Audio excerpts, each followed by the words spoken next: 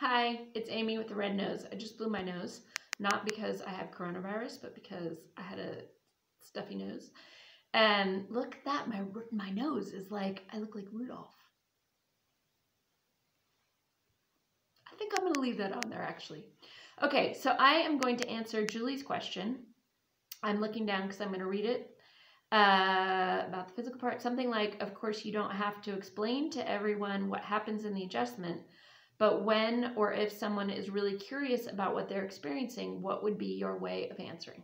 Okay, so let's just say that we've released a posterior track. We've established continuity in the posterior system. Maybe we've released an anterior track, and the person gets off the table and says, wow, that was great. What'd you do? So it really depends on your work environment, how you're set up. I personally, in my office, didn't like to have long conversations with people. I had multiple tables and I had a pretty tight space when I was in New York. And so all of those kinds of questions I would really keep to a minimum. And at the same time, I don't want to discourage people from asking questions because I think that that's a way for them to get information up here or here that connects to their physicality. And so many people are completely disconnected either from their heart to their body or from their head to their heart or from their head to their body, that anything that we can do to facilitate connecting the three of those is great. So the example is we've established continuity in the posterior system. We've done a posterior track. Anterior system was all connected and we found an anterior track. Person's ready to go and they're like, that was great. What'd you do? Or I feel different. What did you do?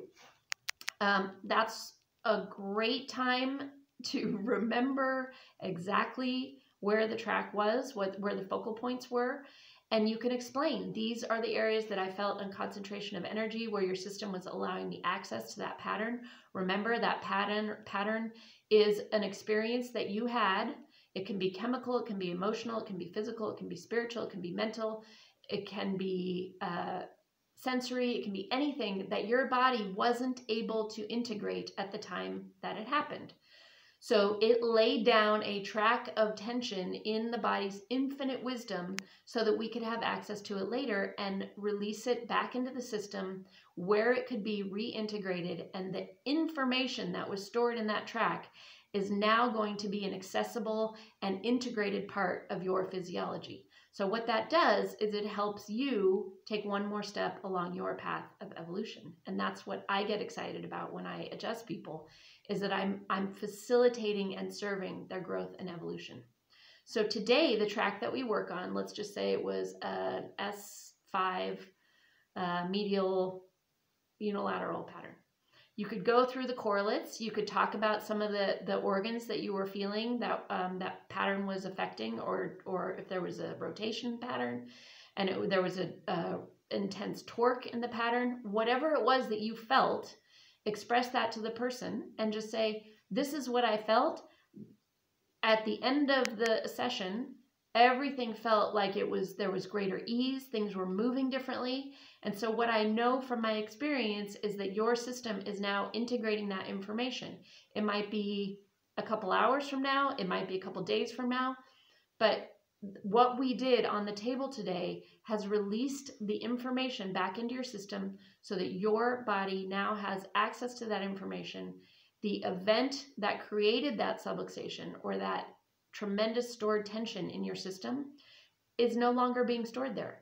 So if you found that, we'll just stop right there. That's good. That's really a lot of information. You could also, at a different time, perhaps, say something like, you know how people tend to experience the same thing again and again? So like either they have a bad right knee, or they have, like when they get stressed, they get bronchitis, or when they feel sad, they have an upset stomach, or right before their period, they get a headache. And it seems like this is this person's pattern. And we can just say these patterns are layered in the system.